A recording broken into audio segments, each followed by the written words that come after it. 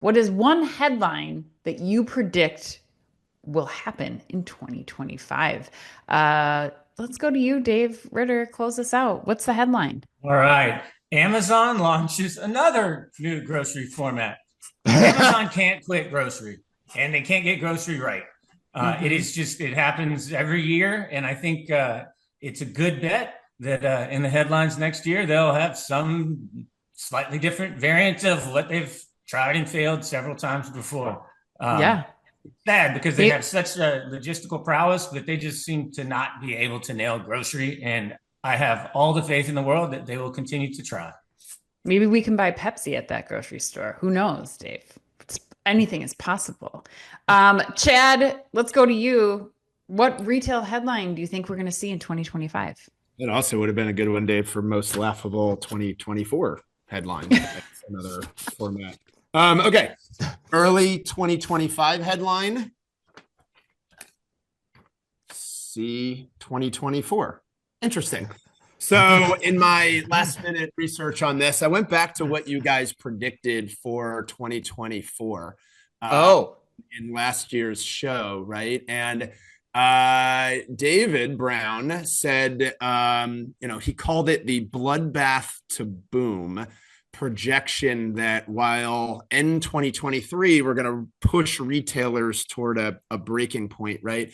He thought in 2024, consumers are going to start spending again. And that, kind of the retail, especially luxury area, rebounded really well. I will say Dave Ritter called it much better, that there was going to be belt tightening, more saving versus spending, trading down. And 24 is a little too early to call for the recovery. So David Brown's going back to the well again. He's saying, listen, easing monetary policies, lower interest rates, high stock market, high-end Chinese consumers coming back. That's been missing for a few years. He's calling for the boom. I actually think this might be a little bit of a La La Land moment, where maybe the Omni's been given differently. Here's what I'll say, and I'm going to, in yeah. another kind of flashback moment, I'm going to go back to what you said last year, Chris, where you expected some shakeup in Target's leadership in 24.